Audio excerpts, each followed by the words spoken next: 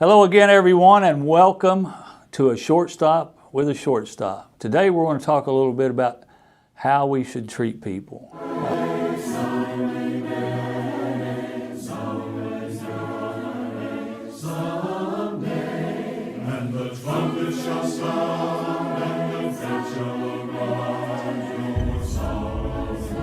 When I first came up to the big leagues, they played a lot of practical jokes on me.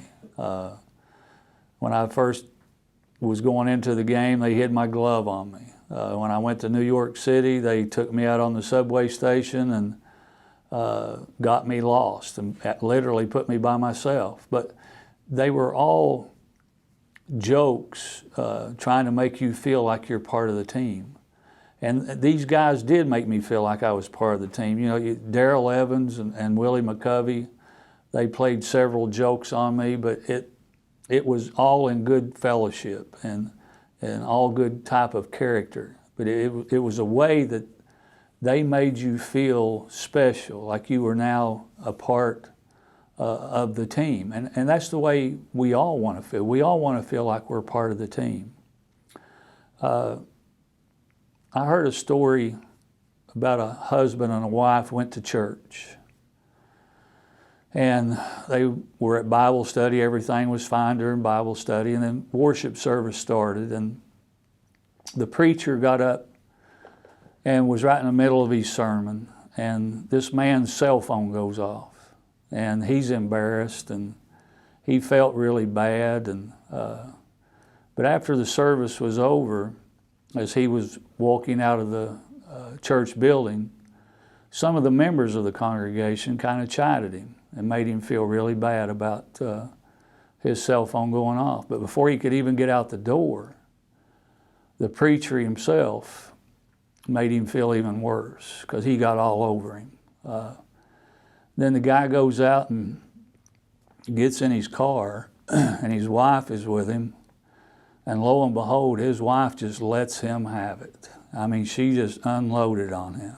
And he already felt so bad that it was just an unbelievable feeling the way this guy felt. Because he didn't want his cell phone to go off. Usually he left it in the car or he put it on silent, but this one time he forgot.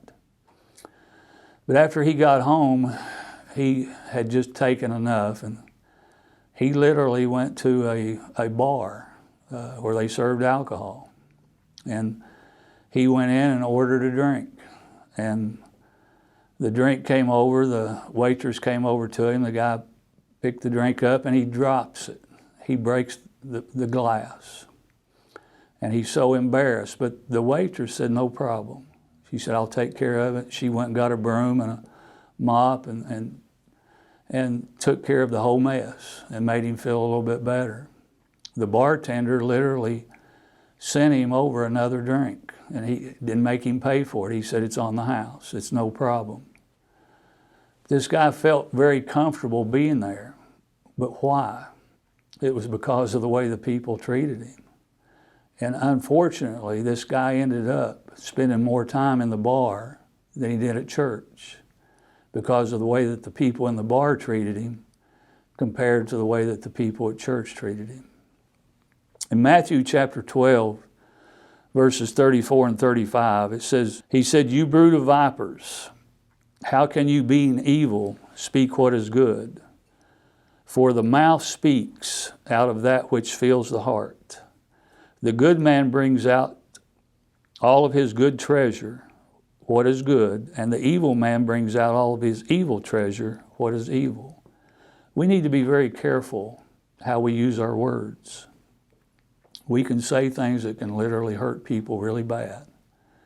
And we need to choose our words wisely because we can have such a great influence on people when we treat people the way we want to be treated. And in Philippians chapter 1 and verse 27, it says, only conduct yourselves in a manner worthy of the gospel of Christ, so that whether I come and see you or remain absent, I will hear of you that you are standing firm in one spirit and with one mind, striving together for the truth of the gospel. How we act towards other people is going to tell us whether we're going to be friends with them or have any type of influence on them whatsoever. And we need to conduct ourselves the way God wants us to. And we need to try to do it in a holy way. And in John chapter 13, verses 34 and 35, Jesus says, I give you a new commandment, that you love one another even as I have loved you, that you also love one another. By this all men will know that you are my disciples, if you have love one for another. We need to be careful how we love. We need to show other people that we're concerned about them. We need to show other people that we have compassion. We don't need to treat people the way that that one man was treated at church just because he made one mistake. Because he made one little itty-bitty tiny mistake and forgot to turn his cell phone off. But we need to have compassion and tell them that that's okay. But that is what worship service is about. Trying to show people how to love, show them how the words that we use, and to show them that we can conduct ourselves the way that God wants us to. But in Proverbs chapter 18, verse 24, and I think this is very important, a man that hath friends must show himself friendly. Now, if we want to have friends, we're going to have to use our words wisely, we're going to have to conduct ourselves wisely, and we're going to have to love wisely. But let's treat people the way we want to be treated. But most importantly, let's treat them the way God wants us to treat them. Thank you again for being with a Shortstop with a Shortstop.